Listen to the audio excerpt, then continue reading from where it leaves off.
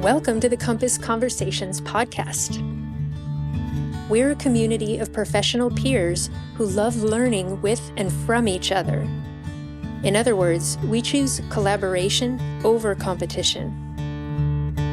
Every conversation here is organic. Even the opening topic isn't settled until 5 minutes before we hit record. And the rest is riffing off of each other's brilliance. Thanks for hanging out with us in a new paradigm of learning, teaching, and expansion, where presence and non-competitive conversation create the space to learn without having to be schooled. Please visit compassconversations.com to discover more about this peer community and to include yourself as a sponsor.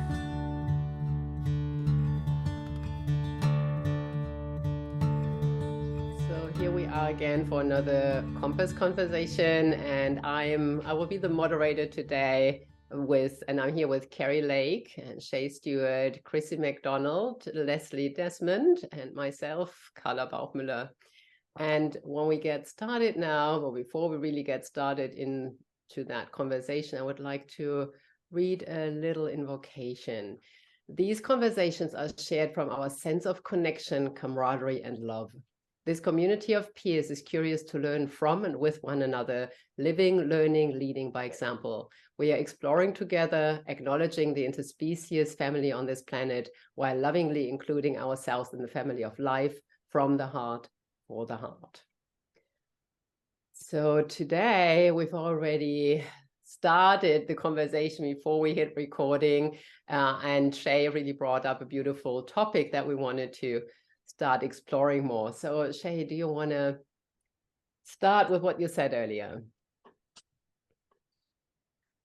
Yeah, sorry, I thought we were recording. Now we are.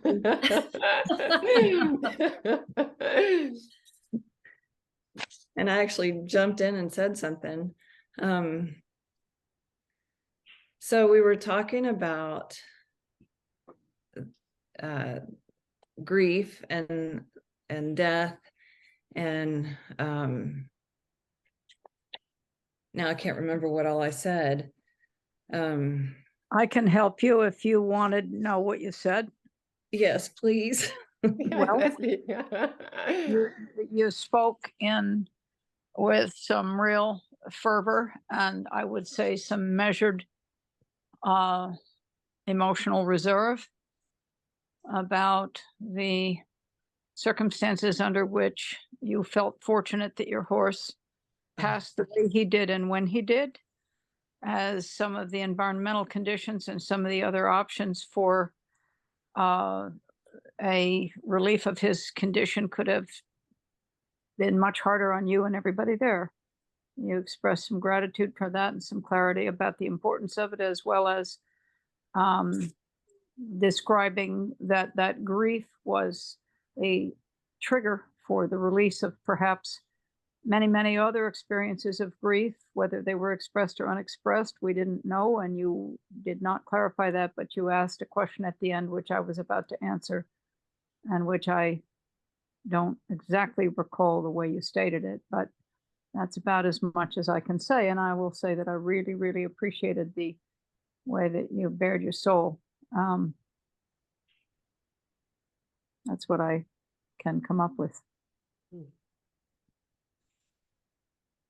Okay. I remember now. Things flow and then it's not always sticks. Should I go over that again? Yeah, no, I think that's Leslie has summarized it beautifully, but what we were also starting to talk about, like death in general, and where we feel a person goes after, and what happens with an animal after, what's happening between lives, right? That's what we are already touching on as well. And you had some insights on that and perspective to your work as well. So maybe you want to go there. Yeah, or if you do end up remembering the question that Leslie was heading toward responding to, if that comes back up again, that piqued my interest too, Yeah, it piqued mine too. I was basically talking about how so I had to put my horse down on Friday, and it was a sudden thing that was unexpected. And even as tragic as it was and horrible as it was to go through that, at the same time, I found it quite remarkable how everything lined up perfectly for it to be a beautiful experience. And from the time of day that it happened, the place that he walked up to before he went down was like our favorite place we used to go to in the woods. And it was close to a gate, so the truck could get him out. It was on a beautiful sunny day. It wasn't the day before where we had a storm with tornadoes and all kinds of chaos. And it wasn't the day after where it was terrible rain. Everything was perfect surrounding this moment when he decided to leave the planet. And through his grief, or through him dying and the grief around that, it kind of it tumbled down on me every loss I've ever had, because I've lost other people in my life, and yes, it was hard, but this time it hit me really hard. But there was also a beauty to it as well. And earlier we were talking about what happens after we die, which then reminded me of some recent lectures I've been listening to about what happens to us before we come to this earthly plane, this human body. And the studies I do, which is a biodynamic craniosacral, which is a little different, there's a new tide, so to speak, a new rhythm that's being talked about, and they call it the embodiment tide. And it deals with embodiment trauma, that trauma of when your spirit, your, whatever you want to call it, enters life form in a body form, an embryo. And they're finding that there's trauma with that. And it's a very slow tide. It's a 20-minute cycle. So it's not something that you feel. You can't palpate the rhythm of 20 minutes out and 20 minutes in, but it's the pause in between the shift of the tide that you feel, like a drop, like a pebble dropping into a calm water that has a ripple effect. And that's the trauma of the embodiment leaving the system. And it's out here, it's a broad, expansive area. And so this just brought up some questions that we all had about, what is that? What's happening here? Where do we come from? Where do we go? Why is it so traumatic, to come into this body for some people, as Carla had mentioned earlier, something they were looking at. Yeah, it's in the line of work that I do, there's something that we call the not wanting to be on Earth syndrome. And it's that, right? Especially people who have been in really, really high spaces between lives. And, with the work that I do, we can feel into these spaces that people come from. And when they were in these really high spaces, then the moment they come into their bodies, they feel totally trapped. You know, it's like, God, we've just all these limitations of the physical being and all of that, and all the things that are happening around us in the world just so hurt those people more than others even, right? And then they don't want to be in their bodies. They don't want to incarnate. They don't get anything done in their lives because they are kind of checked out throughout their lives, because they go like, what's the point? I know what it could be like, what existence could be like, but it's not this. Yeah. And so it's tough for these people to really find incarnation, wanting to be incarnated, really. Yeah. Yeah, but may I ask something or just make a point No, here? Leslie, yes, go ahead, please. There's a choice on how you feel.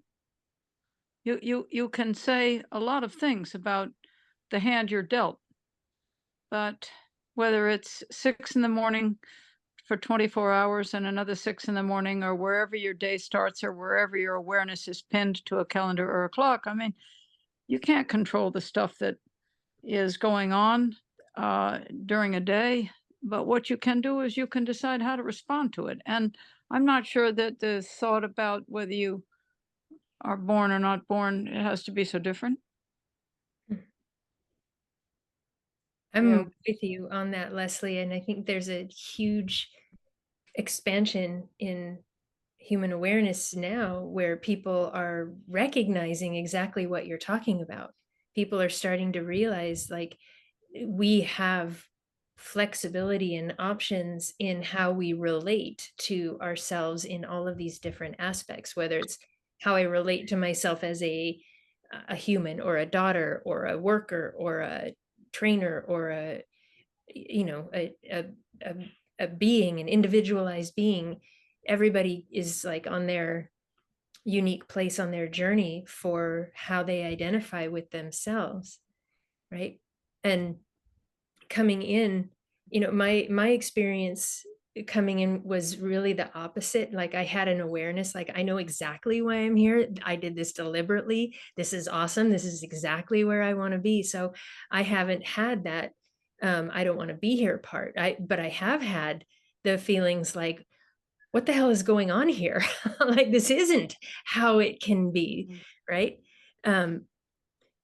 And what I'm aware of is whether it's animals or people, when we do incarnate, there's a combination of factors, whether it's at a soul level or dimensional levels. There are combinations, unique combinations of factors for each of us that when we do incarnate, we show up to be faced with those things so we can ask probably exactly that question, Leslie, that you just brought up. We get faced with everything that is not like us for the opportunity to find clarity of, wait a minute, how am I going to do this? How does the real me show up for this? What's true for me? And sometimes we have more freedom to embody that right away, to see it, recognize it, choose it, embody it right away. And other times it, takes a lifetime. Yeah, totally agree, Carrie. That's also, when you see these things happening for a client or also for yourself, it doesn't mean that you have to accept the limitations, right? But understanding what's going on and then being able to find solutions. I think that's always like the clarity part. I think that's so important, like understanding what's happening so that you're not victim to what's happening and you don't just go like, oh, I don't know what's happening around me and why this is happening to me, but you find ways to make yourself out of and get yourself out of that. Yeah. Crissi, what are your thoughts on this? So many thoughts. I thought so. Yeah, I'm glad we're talking about this, about death and grief. Because I think as we age, it's cumulative. Like you were saying, Shay, when we're younger, death happens and it's a shock. I mean, it's always a shock. And we go through it and we start to learn the rhythms and the cycles of grief. And so we can allow ourselves to really deeply grieve and know that it's part of a larger cycle. And I think that happens as we get older. I was really interested in what Leslie was pointing out, that we have choices. I've been thinking a lot lately about boxes and the boxes we put ourselves in, boxes society puts us in. You know, whether that happens before, you know, like Carly, you were saying, before birth, we're in this incredibly free state, and then we're in the box of the human body. I've been thinking about these states and about how horses deal with the same thing. They're in paddocks, they're in stalls, they're in boxes too. They're Arabs, they're quarter horses. I mean, we as a species, we tend to like to categorize things. And I think there's more freedom in choosing how to respond to life than there is by accepting the boxes that we think we may be in. Does that make sense? So yeah, I'm really interested in everything everyone is saying. And for me, I think I'm contemplating, you know, what are my choices given who I am, where I was, you know, given the boxes that I don't know if I chose this or not. I mean, jury's still out for me. I don't think there are any accidents, and I think there's a guiding force, but yeah, it's like, where do I think I'm limited and where am I really not? You know, like Leslie was saying, we can choose anything in any given moment. And so how do we make those choices that steer us toward, like Carrie was saying, who am I really without all this stuff? So I really appreciate that. And Shay, I'm very sorry to hear about your horse. I know what a loss that is. And Carrie, I'm sorry to hear about your dad. Thank you. Yeah. Well, similar to Shay's story, the way everything unfolded for my dad was he had a pretty significant stroke 2 Fridays ago.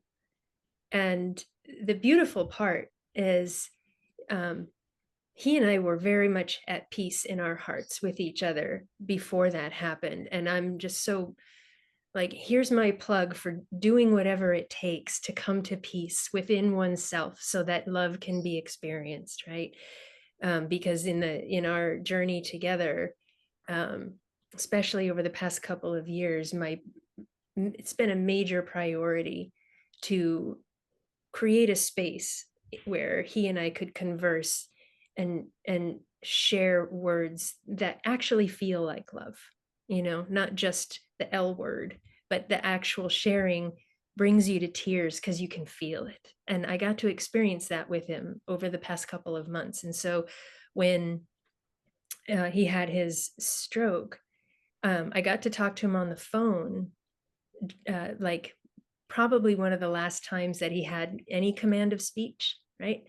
And his mind was all over the place, but he was right there with me, and he was like trying to say something. But we got to conclude our conversation with "I love you," and it was absolutely there, absolutely genuine. And then he just kind of went down and was in ICU for a little while on all the tubes and stuff. But he didn't want that, for himself. It was advanced directive. He was very clear, like, just pull the tube, like, let go of me, burn the body, let's go, move on, And so we were able to honor that for him. And the conversation of making that choice, I got to walk through that with my mom. Is this the right choice? And are we doing the right thing? And is this actually honoring him? And have I betrayed him already? And all these things. And what an amazing gift. What an amazing gift that has been, to walk through that conversation together and truly come to a place of peace, of knowing, like, no, this is exactly why we're doing this. And he knew exactly why he said what he said. And so it's been, there's all the feels, there's still the grief. And there will be, like you said, the waves of grief and the rhythms of grief. We're at day 3, so this is brand new, but what an amazing gift it is to have had this space, to have things line up, like you're saying, Shay, and the timing where there was time to fly out and do all the things. So it's so worth it to leave space open to recognize the grace, right? And grief is going to happen. So, like, can we just acknowledge grief is going to happen. And I love that you said that, Crissi. It comes in rhythms. Everything is in rhythms. I mean, all of Shay's work is about rhythms, right? Life happens in rhythms. So can we just acknowledge that that's going to be happening, but leave some space open to simultaneously experience the grace and the awe of how these things can be orchestrated when we're not living our life fighting against them. And also allowing space for the dying process itself, right? Because oftentimes it's been like fought for someone's or an animal's life, like right to the end where you cannot really push any further. And then you have to let go in an unprepared moment, right? In a moment where it's like it was like life, and holding on to it and almost like torturing a person or a pet to the end so that they can still somehow keep the body alive instead of really allowing space for the death process itself. And I think that's what Shay and Carrie, what you both were sharing, that you had the space for the dying process, right? You allowed the person or the animal and to have time for it, have some space for it, be held by others in the process, and make that transition conscious and beautiful. And I think that's beautiful that happened. Shay, I'm curious. Oh, go ahead. I'm curious about your thoughts of something, but you speak before I ask my question. Well, it's still kind of mulling around just what everybody's saying, and all I can do is reflect on my experiences. But when my horse did pass, I felt this great expansion of him in the entire forest. And it made me start to think about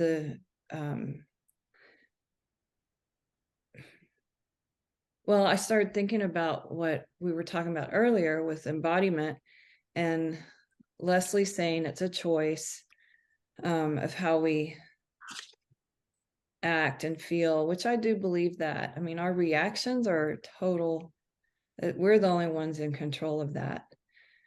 But I do feel like this life has a lot of compressive forces constantly on us, of pressure.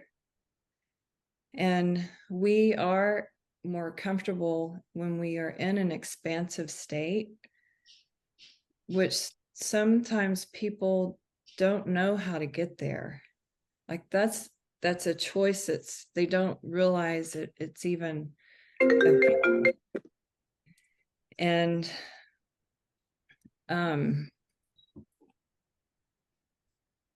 well, I have my own example of when I'm in a room with people, I feel very compressed and restricted and tight.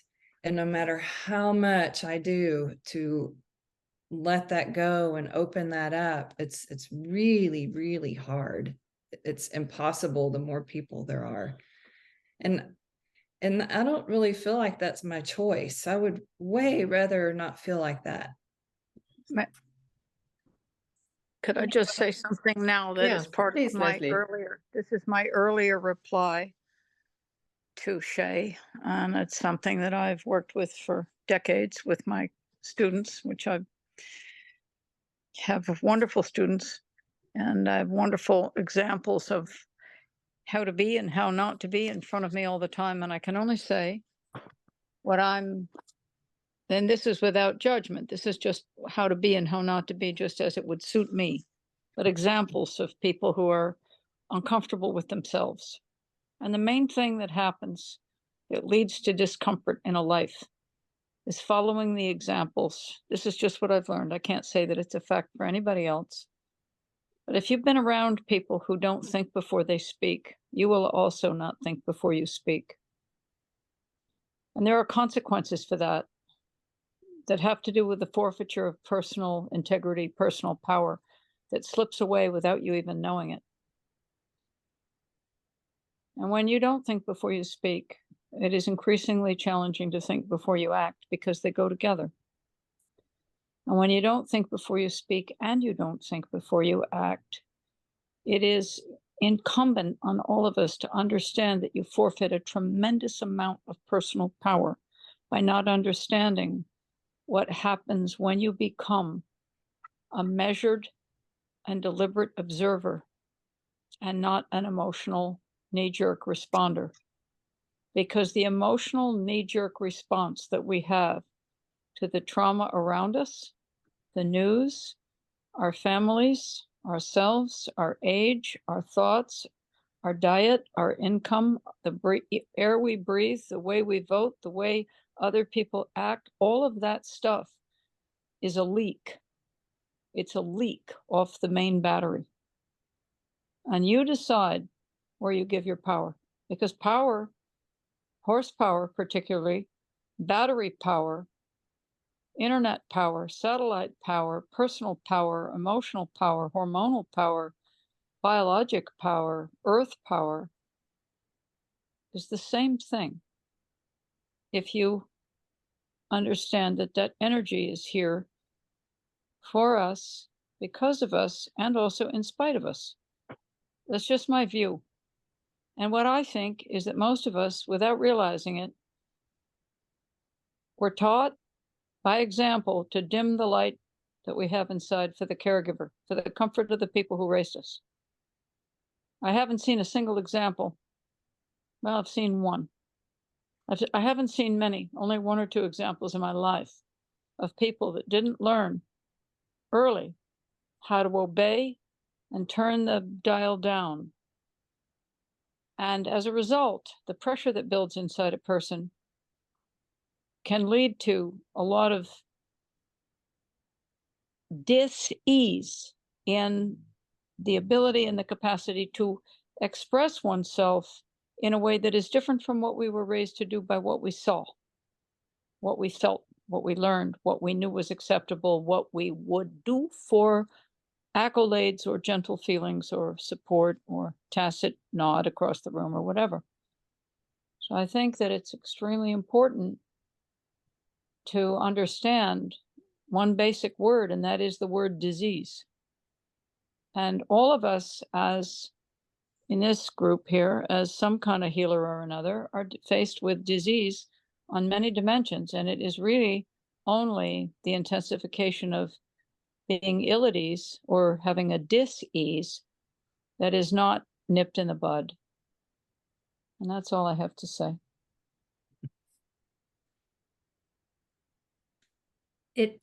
Thank you, Leslie. It generates an image for me that distills into the question. And that question, just to play with, is, there's something or some place that we are before we distill into a physical form. And there's something that happens with us after the physical form. And there's something consistent in there, perhaps. Does it go away simply because we have adopted a physical form? Not necessarily, I don't think. I've given a lot of thought to this, a whole lot of thought. I don't think it does. I think if you're paying attention to yourself, and all of us do, because the word I has been mentioned several times in here, except from Carla, but the word I is a very commonly used pronoun, which means that the focus is on the self, and there's nothing wrong with that as long as it doesn't cross a certain line where it leads you into or tempts you into or serves up to you a portion of reality or your perception of reality that doesn't feel good. But as far as missing out and losing the opportunity to have a continuum of purpose and a continuity of travel between where we came from, where we are now, and where we're going later, I mean, same engine,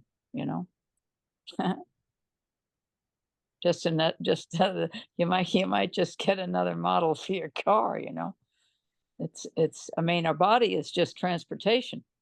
That's all. That's why we got feet. And those of us who want to go faster know that rubber on the wheel is faster than rubber on the heel. And in the middle, there's those of us who like four hooves, you know, and that would be me and probably all of you.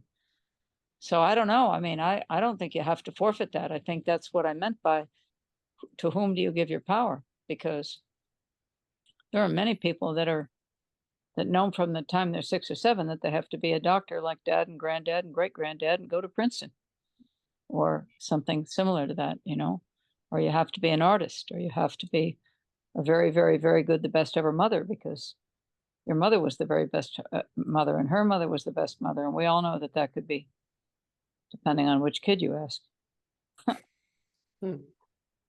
Crissi, Anyway. I really love that image of the different cars that you're driving in, right? So you get into a car and you drive, you use it as a vehicle, and then next time around you get a different car, smaller one or bigger or more economic or more luxurious. Yeah, you get different cars to drive.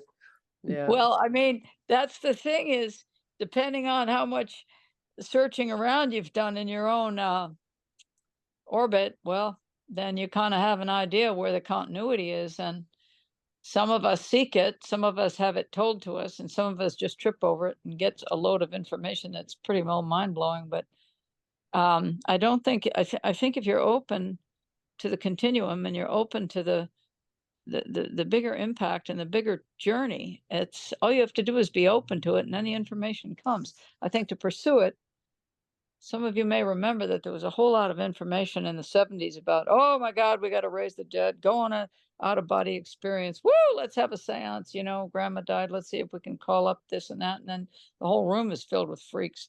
I mean, there's all kinds of stuff that you shouldn't do, and that would be one of them, in my view. You got to be pretty careful about honoring that screen. In my view, we're here, and staying here is a pretty good idea until we're ready to go.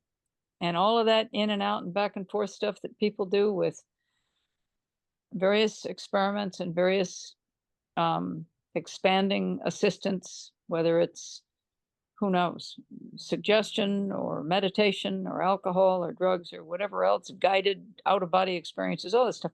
You can do whatever you want. I'm nobody's boss. I got a hard time being my own. But what I can say is that for every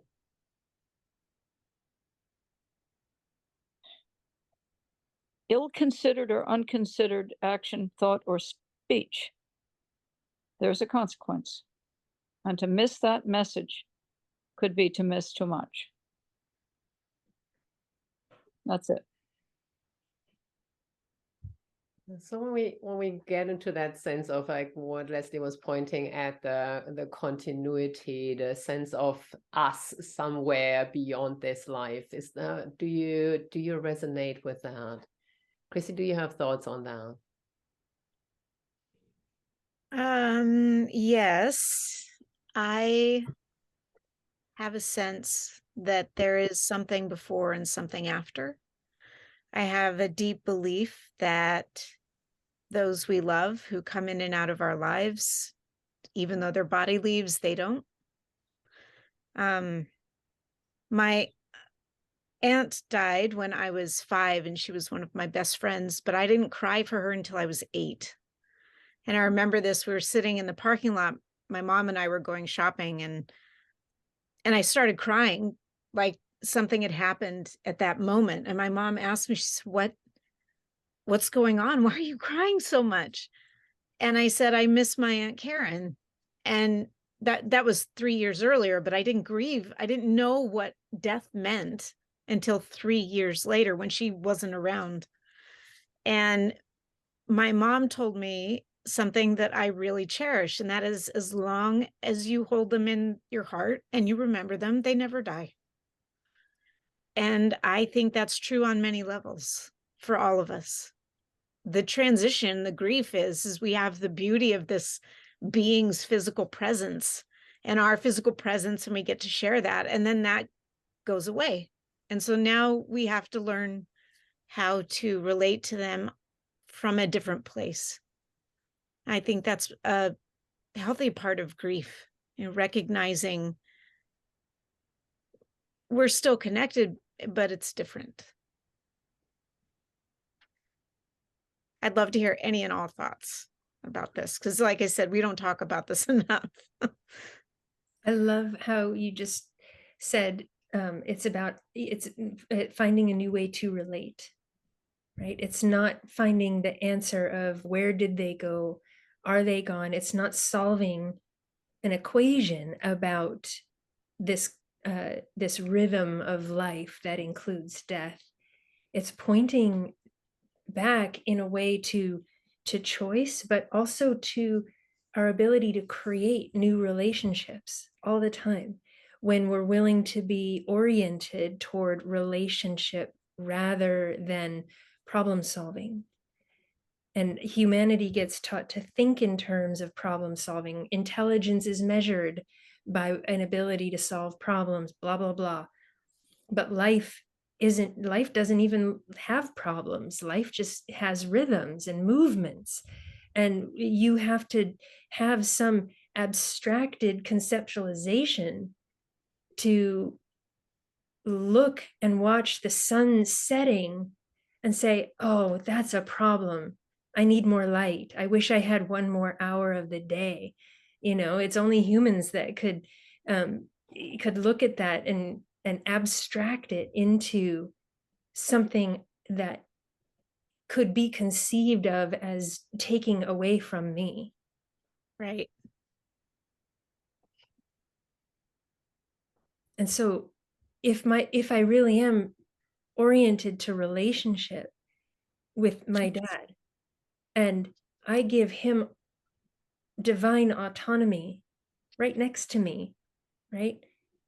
And I hand him back to himself, that lets me honor, like, well, he's doing what he's doing, right? And so now how can I shift my relationship with him, given that his body is kaput, but I can still come right to my heart and giggle. It's what we've been doing for 3 days, is like, oh, John would have said this right now, or whatever, just to play with it. And yes, of course, like, ooh, that's a bruise, right? But being oriented toward relationship rather than problems, it opens an entirely different way to walk through life. Humans talk about relationship all the time, how to have a good one, how to not have a bad one, but like, let's take those out too, because good and bad imply problems. Instead, like, what is the relationship now? And that, to me, it changes everything. It changes everything. Yes. I love that. Orienting to relationship. That's really beautiful. And it keeps us in the present moment. Because I think anything outside of that pulls you out of being present. Absolutely. Yeah, because then you pop up above your eyebrows and you're trying to calculate something to know how you feel. How am I supposed to judge what I found? And then I feel, and it's just, that's the point that I see Leslie pointing to, of getting sort of sidetracked from the continuum. Well, No, there's there's- another. Oh, No, go ahead, Leslie. Go ahead. May I just say that I think one of the very hardest things in the whole wide world is to be confident putting yourself first. We talk about relationship. There's no relationship more important than the one with yourself, because every single other relationship derives from that. And if your relationship with yourself is weak and you are tapping into other individuals to enhance your experience of being of existence, then you're giving from a less place than full if you're needing someone else to jack up your tank all the time. I'm not saying anybody here or elsewhere or myself is doing that. What I am saying is that we all, at least in this culture, to my awareness, and certainly in Europe, which I spent years and years and years there. And as some of you know, I was born in Germany and I was I've spent many, many years there, and I can't count the number of times and months and weeks I've worked there and been there and trips I've taken there. But it's more home actually to me than the States in certain ways. And one thing I'm absolutely clear about there is that the word "I'm sorry" is often the first thing out of most people's mouths. In the supermarket, in a grocery store, between friends and families, many sentences start that way. You're sorry about what? And I just want to say that I think it's really important to stop apologizing for putting oneself first, because from that position, you only can have a full place to offer anything to anybody else of consequence, nourishment, sustenance, and endurance. Unless your own needs are met by the decisions you make for yourself, you're constantly trying to catch up and minimize the expense that it is to the people that you love and care about. And I'm not talking about the three of you, because I truly don't know you, or the four of you. I truly don't know you. But we're getting to know each other as we speak and as we look at each other and as we agree to participate in these things. But I can tell you that I was raised by some very egocentric, selfish people and some extremely selfish, self-effacing people. So I got that blessing to look at two different, extremely polarized ways of being. Long suffering and quiet, never shutting up and commanding all the attention in the room. These are extremes, and in the middle, somehow, you have to, as a child, learn to follow all these examples and then weigh them out. It takes, by the way, decades. Decades of making mistakes, but all of us in this conversation are not only the product of who raised and trained and was around us to look up to, or to fear, or to worry about, or to please, all in different measures of, because that's what you do when you're young. You're dependent. You want to please the caregiver, whether it's a blood relative or an older sibling and an older sibling, or whether it's a, who knows, babysitter, nanny, schoolmaster, professor, whatever. But what I'm saying is that the emotional pathways and the intellectual pathways, when they are not this way, when the emotions and the intellect and the heart are divergent, or even if they're braided together like your hair, when they're not in alignment, there's a lot of stuff that doesn't happen in the diaphragm of a human being that leads to tightness in the fingers. And that's all I want to say. If your belly doesn't go forward when you breathe, there's a lot of tightness in us, and you body workers know this. Am I right? You are. Yeah, totally. And it's also about everything I'm pointing at is also this understanding yourself better. And I think it's also, again, pointing at that sense of continuum, because understanding ourselves better, how we are functioning down here, that's one thing. But what we really want to get in touch is really, for me at least, it's that continuum. I want to know more about that. I want to more know what I call the higher self. That's what I'm really interested in. And I do a really interesting practice when people have died. There's a practice to read the Book of the Dead to them. So you're kind of traveling, or you're supporting them in their afterlife journey.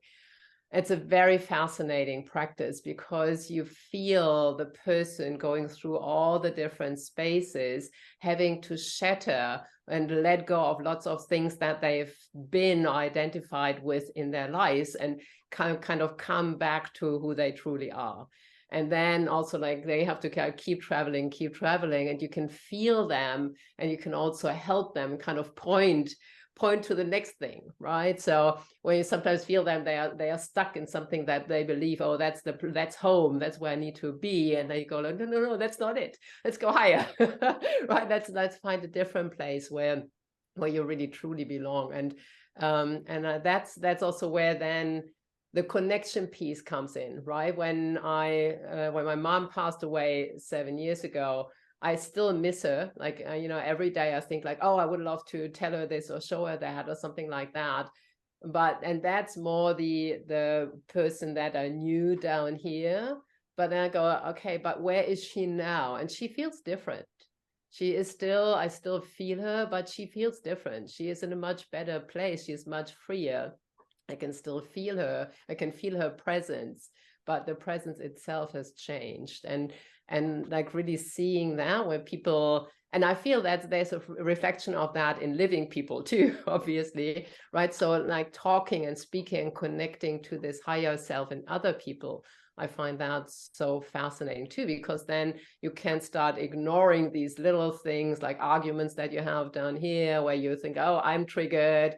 That's, you know, I'm triggered about this and you're triggered about that. So we're fighting about these really insignificant things. But if we are connecting on this higher level, things look very different. In what way? You don't take things that personally anymore. Right, let's say we're saying, talking about the I that we use and like seeing things from this personal perspective, and then you take take the things that personally anymore, and you're not taking yourself as seriously and more seriously at the same time. What I mean by that is taking yourself more seriously means really connecting to that continuum. So I'm someone much bigger than what's down here. Right, so I'm connecting to this and I identify with this. So I'm taking myself more seriously, but I'm taking myself less seriously down here. Like when I get hurt, or there's drama here or drama there, right? That's not needed, right? What do I need drama for, right? If I can kind of laugh at myself about things, right? When I go like, oh God, I'll look at you. Oh, what you did again. Oh, okay. Interesting, right? So kind of this way of seeing yourself. Can I ask a question? Yes, please, Shay, go ahead. You said you were talking about how your mother feels different. I experienced this as well, but it's not something that I ever talk about with people. Do you feel it all the time, or does it come and go? Do you feel her all the time, or do you feel her come? Do you feel her drift away?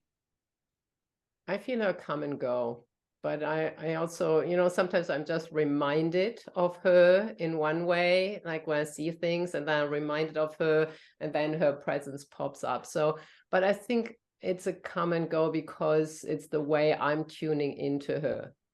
You know, so I think her presence is always there, but I'm just tuning into her in different ways when I'm reminded of things or if I want to feel her or something like that. So I think her presence is always there, but it's a way of me tuning in or feeling her.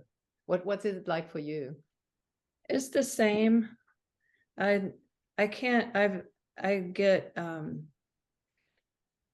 a sense or a feeling, or I'll have a memory pop up, or I'll see something out of the corner of my eye and I'll just feel her, feel my mother or my grandmother, or, you know, the list of people in my family that have passed on. And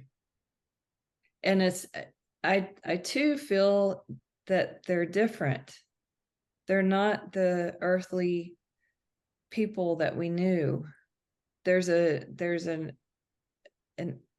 imprint of that, or a reflection of that, but it is different. I agree. May I? Yeah, go ahead, Leslie. May I suggest or submit that I think some leave completely and others hang out. Some stay available and the others are a quick hello, a quick goodbye, and bam, they're done. I don't know if any of you have experienced that, but I mean, Yes. I'm quite aware of who's right here in the room, just to be honest. And I'm quite aware of not missing those that aren't. Yeah. Crissi, what were you going to say? You I said was just going to agree. I really liked what Carla said, that I think it's more that they're always there and it's our attention that comes and goes. And I do feel like there are some people and some animals I've known who I feel I can call on. and some have moved along. My memories in my heart are still with them, but they don't feel as available as others. So it's just, all of it's such a mystery. We don't have the answers. Most of us forget where we came from, and we don't know where we're going when we're in this form, most of us. And to kind of delight in that mystery and be curious about it, I think it helps, especially when we're grieving really hard and the loss feels really big. We don't, whatever brings us comfort, I think is where we can go. And like you were mentioning, Carrie, the focusing on the relationship. This is the relationship, the relationship has changed, and all relationships change. Death is the ultimate change. And I like what Leslie was saying is we're in this car now, and in 10 years or 15 years, 20 years, we pick a different car and we'll have a different ride. So yeah, I think there's so many facets to this conversation, grief and death, and how we navigate it. And all of it is such a beautiful mystery too. I wonder if death is harder for like the American cultures because of our upbringing and the religion around it than in or Western culture, I should say, more than like an indigenous culture. I'm curious to see or understand the difference in that, how different people throughout the world view death and what they experience when somebody dies. Yeah, I think one of the main differences I see, whether it's more difficult or not, might be, eye of the beholder. But in Western approaches, I definitely see the injection of fear. Yeah. You're expected to be afraid of death. Like obviously, everybody's afraid of death, and it gets used to manipulate thoughts and relationships to oneself. Like Leslie was saying, I'm totally yes to this relationship between the mind, the body, and you. That's the foundational one. Why not discover kindness there? Why not discover how to listen to all it, and not just those three, but all the dimensional aspects? And each one of us is going to be in a unique place, so that these, whether it's the mind, the body, the expanded states, what's relevant to this car, like if you're driving a Toyota, it might not be relevant to go looking for something that might be on a Rolls Royce, or I don't know, car analogies. You might not go look for Audi accessories if you're driving a Datsun, right? And so, if this life is oriented this way, and I'm in this family, and these are the experiences before me. A lot of people go out searching and seeking for Audi experiences when they're driving a Datsun, instead of actually like recognizing I'm driving a Datsun. Now, how can I really bring myself to this, And I think there's so much, it's so much richness in learning how to recognize where I am here.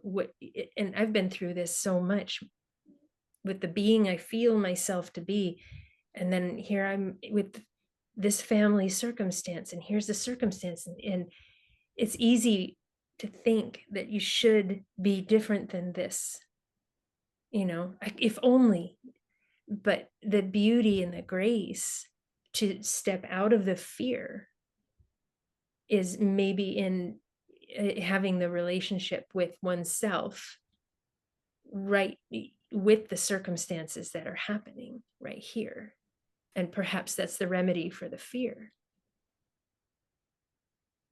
And the fear usually is also around what you feel or know or have a feeling for what's after, right? Because if you deep inside think that's the end of it all, and there's nothing else, then yes, you're obviously more afraid than if you can get in touch with that continuum, or if you feel not just from like thinking it, like believing in the sense of, yeah, I think there is something, but having a trust in that there is something different after. And I think that distinguishes most people in the Western world from people in other cultures, right? Because we have this relationship to death that Crissi was also saying, that we talk about this too little, right? We talk about it too little. We do not have a relationship to death itself or what could be after. And it's a huge mystery, but there are enough cultures that are tapping into those mysteries and that have found experiences from these mysteries that we cannot scientifically prove, but where we like deep inside know, not just like think or believe, but we know from deep inside that there's something else, and then there is less reason for fear, right? Fear, I mean, fear is something organic as well, right? But still there's less reason for it. The interesting thing about being with an animal when they die versus a human is you get to experience it in a very natural environment. And I found that to be quite different. Like I could feel it more. And I was with my father when he died in the hospital, and it was different. It wasn't not less than, or but it felt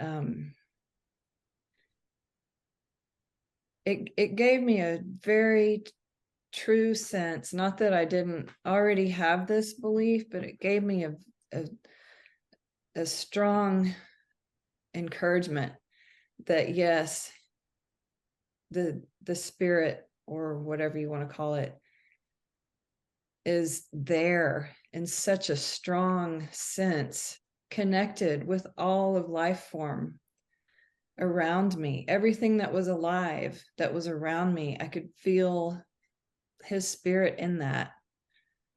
And it's different when you're in a hospital room with, we don't get to usually die in a natural environment as humans. See, to me, that speaks back again to my relationship with myself and what am I identified with, right? If I'm going to have an identity and I identify with that part of me that is the continuum changing cars, would that be a different experience? Would I have an easier access when somebody dying expands out of their body to be with them, to feel that movement into these objects that we call inanimate, but they're still consciousness squished into an object, right? I mean, it's just a question. I'm not denying anything. It's to me a question to really explore of, yes, of course, the structures are different and there's life pulsing in trees and grasses and air differently than hospital beds and tubes and beeping machines. But I wonder if I can still feel. Go ahead. Can I interrupt? I'm lost. You lost me on the inanimate. I'm sorry to interrupt, Carrie, but when you talked about the transition to inanimate, or could you just explain that? Because I've been with this conversation right up until that point, and I didn't know what you meant by that, to the inanimate. It's a simple suggestion that what you and I might look at and call an inanimate object is still an expression of consciousness that still contains, and is not to say it is conscious the same way you and I would be self-aware kind of conscious, but it is still an expression of consciousness to have an inanimate object that so many different individuals came together perhaps over time to create the different components, to create the idea of it, to engineer it, to form it. There is still consciousness that. Can you give me an example of what you mean by that? Just I'm looking at a printer on the desk next. aha. Okay, I got it. Okay, I've just, thank you. That helps a lot. Okay. I get it. I'm sorry to interrupt everybody, but I just, if I'm going to be here, I don't want to feel lost until the end. So thank you so much for getting me back with you. Okay. No, thanks for asking, Leslie, because I think that's probably what happens in listeners as well, right? When they go like, oh, I would like to know more about this. I would like to ask about that a little bit more. So yeah, I love that. So we've got about like 5 more minutes, and I don't want to like interrupt the conversation, but maybe we can just make sure we bring it to a natural kind of close.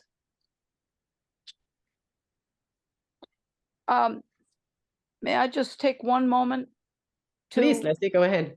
tell you about the conversation I'm going to have with my dad tonight, who's 94. I'll just don't want to take more than 1 minute because there's a bunch of us. I'm going to ask him where he thinks he's headed and where he'd like to go. He doesn't say much now. I did just drive in the last few weeks 9,872 miles to go to California, hug him and kiss him and turn around and come back. And I don't know how long he'll live, but the conversation I'm going to have tonight is connected to the thread of my trip that I just made and got back from 3 days ago. It was not an easy trip, but it was an important trip. And somehow flying didn't work. So I drove it to prepare myself to see him and to prepare myself for the digestion of the experience on the way home. And I can only recommend that if you have a living parent that you're close to, don't hesitate to ask real questions. And I'm going to ask him tonight what he thinks about where he'd like to go. Where is he going? What does he know about it? He's still cogent. He still can talk to me. And I'm going to ask him. And if you all are interested, I'll tell you what he says the next time we visit. But I would love to hear that. Thank you. You're welcome. Thank you for the time there, Carla. No, that's beautiful. Yeah, and I think that fits right in, right, what we're talking about, because we've talked about death, and now we're talking about someone who's closer to it, right, than most. And yeah, how does he feel? Yeah, exactly. What is he seeing? What is changing in the awareness, in the consciousness when we know we are fairly close, right? Because when we're usually we can kind of ignore that death is around the corner, but when we are older, then we can't, and then we have to do something about it, and think about it, maybe still ignore it, depending on what people do and how they deal with their things. Yes, any closing thoughts from anyone? Crissi, it looks like you've got something. Yeah, I'll make this as brief as possible because I'd like to hear from Carrie and Shay and you as well, Carla. When I had the wreck where I was knocked unconscious, when my horse fell on me, I went somewhere. I felt like I was knocked out of my body. And that experience was one of the greatest gifts of my life. It was, I mean, the after effects were sometimes not so fun, but that experience, I went somewhere, and where I went was very peaceful, and it was very soft. The colors were soft, the noises were soft, and there was no fear. And I've never been terrified of death. I've had some fear around it because I think in the culture, like Carrie, you were mentioning, the culture we're raised in kind of nurtures fear of the unknown, anything unknown, whether it's an unknown person, an unknown state. But after that experience, I don't have anything other than curiosity about it, because if we pass through or we go to where I was in this environment that was soft and safe and quiet and peaceful, with the beautiful colors and trees, if that's where we pass through, that's where we go. It's not that bad. You know, it's okay. It's going to be okay. Those are my thoughts. I think, Crissi, I want to take these thoughts and wrap the call up with these words, because that's just really beautifully said. And I think it really summarizes what we've been talking about today. Thank you. So thank you, everybody.